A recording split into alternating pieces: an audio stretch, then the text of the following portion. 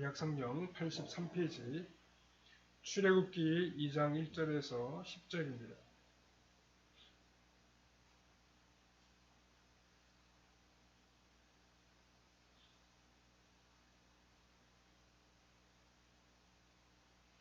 우리 같이 읽겠습니다.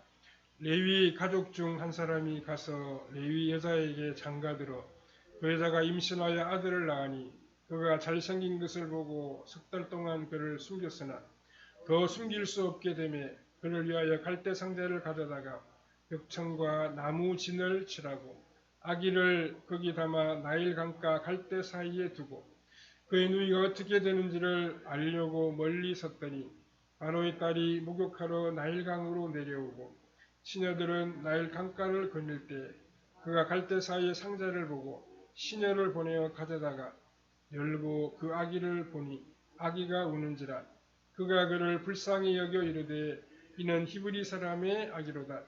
그의 누이가 바로의 딸에게 이르되 내가 가서 당신을 위하여 히브리 여인 중에서 유모를 불러다가 이 아기에게 젖을 먹이게 하리이까.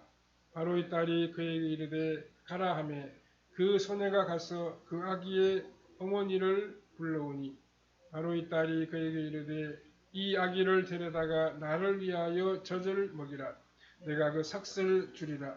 여인이 아기를 데려다가 젖을 먹이더니 그 아기가 자라매 바로의 딸에게로 데려가니 그가 그의 아들이 되니라. 그가 그의 이름을 모세라 하여 이르되 이는 내가 그를 물에서 건져내었음이라 하였더라. 거기까지 봤습니다. 오늘은 갈대 상자라는 제목으로 잠시 말씀을 생각해 보겠습니다. 애굽에서 노예 생활을 하던 한 히브리 가정에 남자아이가 태어났습니다. 3개월이 지나도록 이 아이는 이름을 갖지 못한 채 숨겨서 키워야 했습니다. 히브리 사람들의 인구가 급격하게 늘어가자 애굽의 바로가 사내아이가 태어나면 나일강에 던져 죽이라고 명령했기 때문입니다. 석 달을 몰래 기르다가 이제 더 이상 숨어서 키울 수가 없게 되자 이 아이의 부모는 아이를 나일강에 버리기로 결심합니다. 나일 강가에서 흔하게 자라는 갈대를 이 상자로 만들어 그 안에 이 아이를 집어넣고 강물에 버리려고 했습니다. 이래도 저래도 어차피 죽을 목숨인데 왜 이 갈대 상자에 역청과 나무 진을 칠했겠습니까? 노아가 만든 방주도 역청만 칠했지 나무 진은 칠하지 않았는데 말입니다.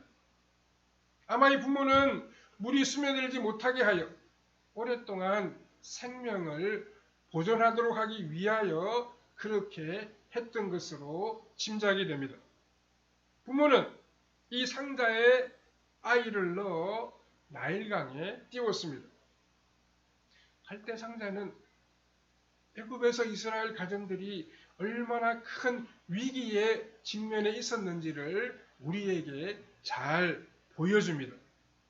전쟁으로 인하여 수많은 아이들이 죽어갈 수 있지만 자기 자녀가 죽도록 두 눈을 뜨고 나일강에 버리는 그런 부모는 없을 것입니다.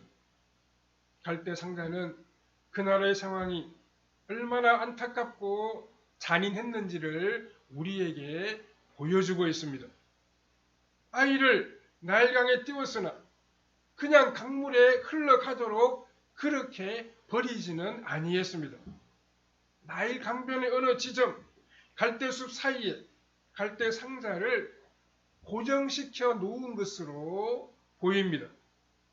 갈대 상자에 역청과 나무진을 칠할 만큼 치밀하고 자상한 그들이 아이를 갈대숲 사이에 두었다는 것은 예산 일이 아닙니다. 이렇게 보면 우리가 아는 이 모세 이야기의 중심은 갈대 상자입니다. 모든 내용이 이 갈대 상자에 담겨 있기 때문입니다. 출애굽기의 출발도 갈대 상자이고 출애굽 신앙의 중심도 바로 이 갈대 상자입니다. 출애굽기는 출애굽의 역사가 노예 생활을 하던 한 가정으로부터 출발한 것을 알리면서 시작이 되고 있습니다. 그것도 가장 어둡고 잔인하며 희망의 불빛이 보이지 않던 그 암흑의 시기에 한 가정에서 시작되었음을 우리에게 설명하고 있습니다. 불행하게도 히브리 가정에서 태어나는 사내 아이는 다 죽이라라고 하는 이 바로의 명령이 시퍼렇게 살아있던 때 한 아기가 태어났습니다. 이 아이는 출생한 지 석 달이 지나도록 자기 이름조차 가질 수가 없었습니다. 살 희망이 별로 보이지 않았기 때문입니다. 3개월 동안은 어떻게 숨겨서 키울 수 있었지만 이제 아이의 울음소리도 점점 커져가고 하니 더 이상 버티기가 힘들었습니다. 할 수 없이 부모는 이 아이를 나일강에 갖다 버리기로 결심합니다. 부모는 갈대를 꺾어 상자를 만들고 그 안에 이 아이를 넣었습니다. 갈대는 나일 강가에서 많이 자라던 파피루스를 말합니다. 갈대로 상자를 만든 부모는 앞서 말씀드린 것처럼 역청과 나무진을 그 상자에 칠합니다. 역청과 나무진을 칠하지 않고 나일강에 띄운다는 것은 아이를 익사시키는 것과 다름없기 때문입니다. 여기에 이 부모의 고뇌와 아픔 또 믿음이 드러나 있습니다. 출애굽기는 이 상자를 갈대 상자, 히브리 말로 테바라고 부르고 있습니다. 노아의 방주와 똑같은 단어가 쓰이고 있습니다. 어떤 분들은 이 테바라고 하는 히브리 말이 보통 상자를 말한다고 주장하기도 합니다. 물론 그럴 수 있습니다. 하지만 이 테바라고 하는 히브리 단어는 성경에서 오직 창세기 6장 14절의 노아의 방주와 오늘 본문에서만 사용되고 있습니다. 이 두 군데에서만 이 테바라고 하는 낱말이 쓰이고 있습니다. 창세기 6장 14절에 보면 너는 고페로 나무로 너를 위하여 방주를 만들되 그 안에 칸들을 막고 역청을 그 안팎에 칠하라 이렇게 말씀하고 있습니다. 여기서의 방주가 바로 테바입니다. 방주는 사람을 살리고 구하는 역할을 담당하고 있습니다. 그렇다고 하면 이 테바라고 하는 단어는 성경에서 아주 특별한 의미를 가지고 있다는 사실을 우리가 알게 됩니다. 즉 모세의 어머니는 자신이 방주를 만든다고 그렇게 믿었습니다. 갈대 상자에 아이를 담았다는 것은 노아가 방주를 만들고 그 안에 들어간 것과 같은 의미와 같은 믿음이 된다는 말씀입니다. 모세의 어머니는 갈대 상자를 만들어 역청과 나무진을 칠하고 아이를 이 상자 안에 집어넣은 후 이 상자를 나일 강가에 버리려고 나갑니다. 이 얼마나 가슴 아프고 비통한 순간입니다. 그러나 믿음은 위기 앞에서 순순히 무릎을 꿇지 않습니다. 그 위기의 자리를 그냥 내어주지 않습니다. 그래서 믿음은 언제나 위기와 충돌하나 믿음의 사람은 위기를 기회로 만들어버립니다. 성경에 나오는 수많은 위인들도 1%의 가능성도 없는 암흑 속에 길을 내고 빛을 그 안으로 끌어들였습니다. 암흑의 뒤편에는 빛이 있음을 알았기 때문입니다. 믿음의 사람은 절망의 위기와 싸우는 것이 아닙니다. 그가 신뢰하는 하나님과 야곱처럼 씨름을 합니다. 아이는 나일강에 그리 쉽게 버려지지 않았습니다. 믿음은 쉽게 절망에게 자신의 문제를 내어놓지 않습니다. 어머니는 그 아이를 강물이 흐르는 어느 강변에 있는 갈대 숲에 놓아두었습니다. 그곳은 어디이며 왜 하필 그곳에 이 아이를 버리려고 했겠습니까? 우리의 궁금증은 바로의 딸이 목욕하러 그곳에 내려온 것으로 이제 해소될 수 있습니다. 오늘 본문 5절에 이 목욕하다라고 하는 말은 단순히 목욕하는 것이 아니라 제의적인 씻음을 뜻합니다. 그러니까 의례적인 어떤 하나의 의식을 행하는 그런 씻는 행위라 그런 말씀입니다. 공주는 일정한 시간에 항상 이 장소에 왔습니다.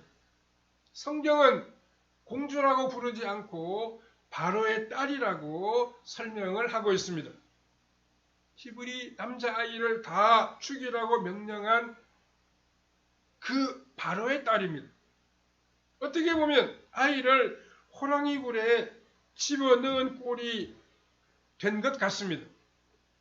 그런데 하나님께서 이 부모의 믿음을 보시고 모세를 그 믿음대로 살려주셨습니다. 하나님의 놀라운 역사는 여기에서부터 시작됩니다. 나일 강변에 온 공주는 거기에 있는 아이를 발견하게 됩니다. 그녀는 이 아이가 히브리 사람의 아이라고 하는 사실을 금방 알아차렸습니다. 이제 이야기는 여기서 끝나는 것이겠습니까? 그러나 이야기의 방향은 우리의 기대를 벗어납니다. 바로의 딸은 히브리 가정의 아이인 것을 알면서도 이 아이를 불쌍히 여길 뿐만 아니라 더 나아가 자신이 기르고 싶은 그런 마음까지 생기게 됩니다.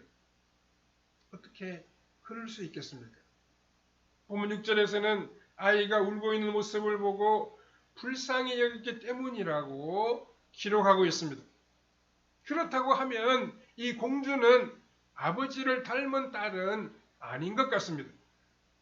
도리어 히브리 사람들의 처지를 불쌍히 여기던 공주라고 그렇게 생각이 됩니다. 아이 부모의 예상은 그대로 적중했습니다. 하나님이 개입하시기 시작하셨습니다. 이야기는 여기서 끝나지 않습니다. 7절에 보면 이 아이의 누나는 바로의 딸에게 내가 가서 당신을 위하여 히브리 여인 중에서 유모를 불러다가 이 아기에게 젖을 먹이게 하리까 이렇게 말하고 있습니다. 너무나도 당돌한 행동입니다. 이제 갓 물에서 건져내었을 뿐인데 유모를 소개해 주겠다고 말하고 있습니다. 그런데 공주의 대답이 또한 우리를 놀라게 만듭니다. 8절에 보면 공주가 이 아이의 누나에게 가서 유모를 데려오라고 이야기합니다. 결국 이 아이는 어떻게 됩니까? 자신을 낳아준 친어머니에게서 몇 년간 자라게 됩니다.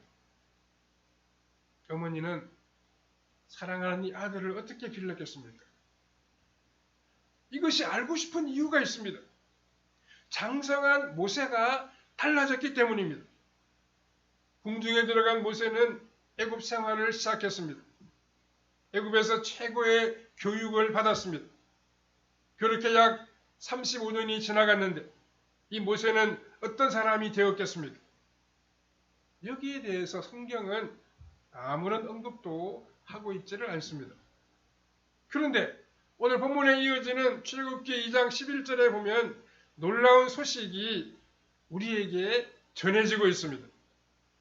모세가 장성한 후에 한 번은 자기 형제들에게 나가서 그들이 고되게 노동하는 것을 보더니 어떤 애굽 사람이 한 히브리 사람 곧 자기 형제를 치는 것을 본지라 이렇게 기록하고 있습니다. 여기 보면 자기 형제들에게 나가서라고 말합니다. 그리고 자기 형제를 치는 것을 본지라 또 이렇게도 말하고 있습니다. 그러니까 여기서 이 자기 형제라고 하는 말이 두 번이나 언급이 되고 있습니다. 모세가 자기 민족이 노동하는 현장으로 나간 이유는 우연이 아니었다는 말씀입니다. 자기 형제를 모세는 보러 나갔습니다. 그리고 애굽 사람이 자기 형제, 자기 민족을 치는 것을 모세가 똑똑히 보았습니다. 자기 형제가 맞아 죽어 가는데 가만히 있을 사람이 그 어디에 있겠습니까? 이것이 모세가 애굽 사람을 쳐 죽였던 이유였습니다. 이 행동 하나로 모세가 부모로부터 어떤 교육을 받았는지를 우리가 알 수 있습니다. 그가 아주 어려서 받은 교육이 35년간 받은 교육을 극복하고 말았습니다. 애굽은 모세를 애굽 사람으로 길렀습니다. 그러나 모세는 히브리 사람으로 하나님의 사람으로 자라갔습니다. 여기서 한 가지 밝혀야 할 것이 있습니다. 앞에서 아이의 부모라고 말했습니다만 본문 2절에 나타난 주어는 부모가 아니라 그 여자입니다. 즉 모세의 어머니입니다. 그렇다면 아이를 잉태하고 출산한 후 약 3개월을 숨어서 기르던 분도 갈대 상자를 만들고 그것을 나일 강변 갈대 숲에 놓아둔 분도 그 어머니라는 말입니다. 왜 아버지가 아닌가는 해석할 길이 없습니다. 아이의 아버지가 일찍 세상을 떠났는지 아니면 아버지는 일하러 나가시고 어머니 혼자 이 모든 일을 감당했는지 우리가 찾아볼 방법은 없습니다. 또 이 아이의 부모의 이름도 오늘 본문에는 나타나 있지를 않습니다. 물론 출애굽기 6장 20절과 민수기 26장 59절의 족보에서만 소개가 되고 있습니다. 모세는 당당한 민족의 지도자가 되었습니다.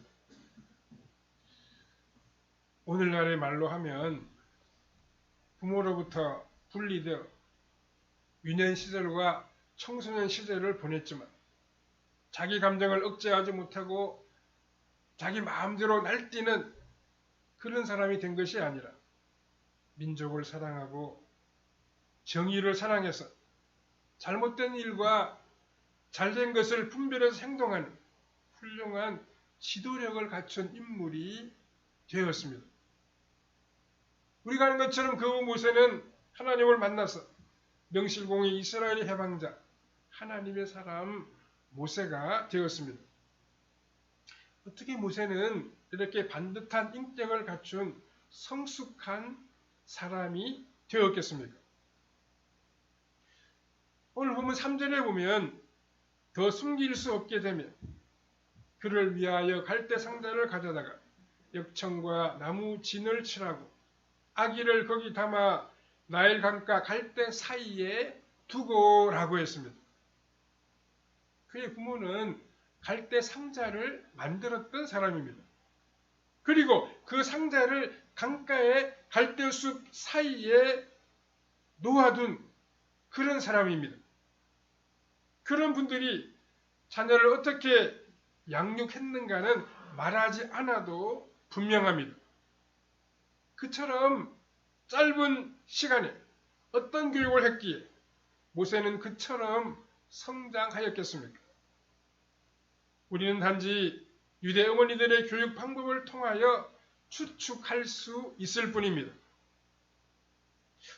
우리 사람들에게는 채워야 할 감정의 탱크가 있다고 합니다.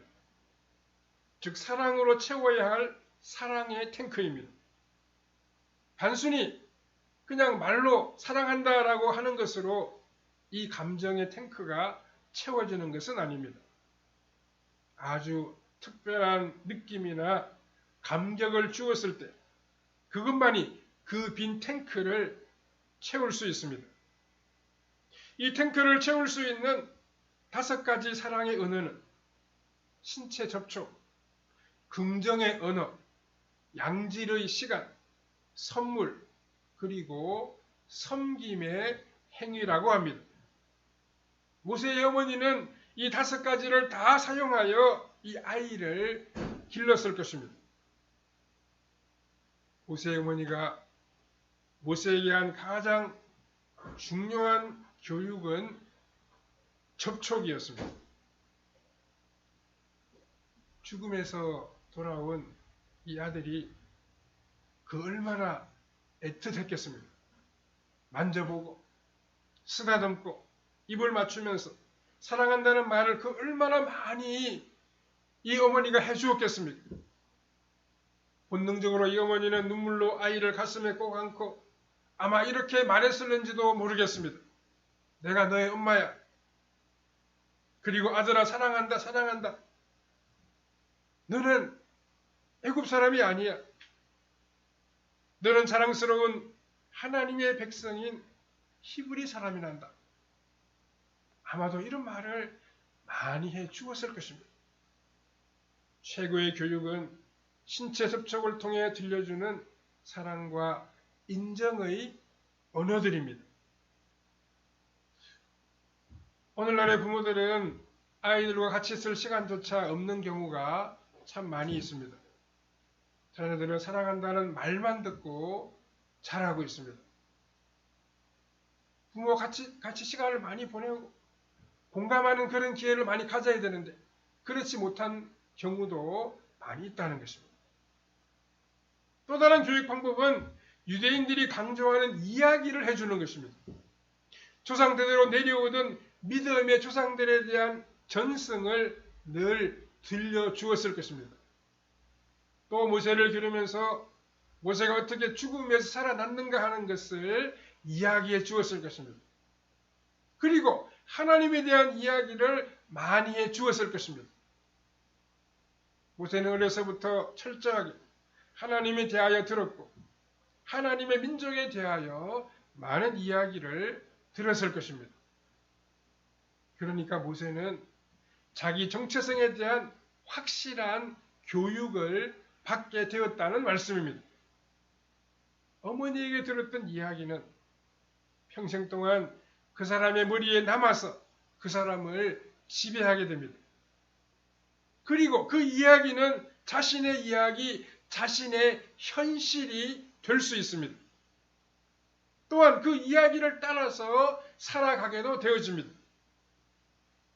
어머니가 들려준 이야기는 단순한 지식이 아닙니다. 경험으로 얻게 된 지식입니다. 어머니가 어떻게 말씀을 사모하고 어떻게 기도하고 어떻게 하나님을 의지하며 사는가를 모세는 아주 어릴 때부터 보고 자랐습니다. 모세의 어머니 어릴 때의 교육은 그 이후 모세가 자라가는 데의 삶의 기초가 되었습니다. 모세는 어디에 두어도 구원받은 사람으로 하나님이 선택한 이스라엘 백성으로 살아갈 수 있었습니다. 모세는 나는 하나님으로부터 죽음에서 건짐을 받은 사람이다 라고 하는 의식을 죽을 때까지 잊지 아니했을 것입니다. 이런 의식이 바른 사람, 성숙한 사람을 만들어갑니다. 지금 우리는 자녀들을 어떻게 기르고 있습니까? 자녀들에게 무엇을 가르치고 있습니까? 어떤 사람이 되라고 이야기해주고 있습니까? 솔직히 말해서 우리 아이들은 이미 우리의 지도를 벗어나 세상의 지식으로 채워지고 있지는 않습니까? 그렇게 하면 거기에 별로 희망이 없습니다. 하나님의 자녀로 살아가도록 만들어야 합니다. 그래야 하나님께서 그들을 가르치고 인도하시고 복된 길로 나아가게 만드실 것입니다. 갈대상자는 아무나 만들 수 있는 것이 아닙니다. 꾸준히 하나님을 의지하고 하나님을 믿고 살아간 사람만이 만들 수 있습니다. 부모인 우리가 먼저 오직 하나님만을 의지하며 신뢰하는 사람으로 살아가야 합니다. 하나님을 온전히 믿고 하나님 말씀을 사랑하고 또 그 말씀을 우리 자녀들에게 가르치는 그런 우리의 삶이 되어야 합니다. 자녀들이 하나님과 함께 사는 이야기, 하나님 믿음의 사람들에게 행하시는 놀라운 이야기들을 들려주어야 합니다. 그래서 우리의 믿음이 계승되도록 만들어야 합니다. 그리고 가장 중요한 것은 부모 자신이 하나님과 함께 믿음으로 살아가는 모습을 보여주어야 합니다. 말은 누구나 할 수 있습니다. 그러나 삶으로 보여주는 것은 너무나도 어렵습니다. 우리가 참 하나님을 사랑하고 하나님을 믿고 의지하는 사람답게 살아가는 바르고 정직하고 진실한 모습을 보여주며 살아가야 할 것입니다. 그렇게 할 때 우리 자녀들의 삶도 변하고 복된 주의 백성으로 천국의 시민으로 자라가게 될 것입니다. 부모가 먼저 믿음으로 살아가고 말씀으로 자녀들을 양육함으로 세상을 바꾸는 가정을 이루어가는 성도님들의 삶이 다 되시기를 바랍니다. 사랑하는 주님, 은혜를 감사합니다. 오늘도 우리를 사랑하셔서 주님 앞에 나오게 하시고 주님을 경배하며 찬미하게 하시니 참으로 감사합니다. 우리도 모든 일을 믿음으로 이루어가게 하시고 믿음으로 살아가는 모습을 우리 자녀들에게 보여주며 살게 하여 주시옵소서. 그래서 하나님이 함께 하시고 도우시고 형통한 가정을 만들어가는 우리의 복된 신앙생활이 다 되게 해주시기를 원하옵고 예수님의 거룩하신 이름으로 기도하옵나이다. 아멘.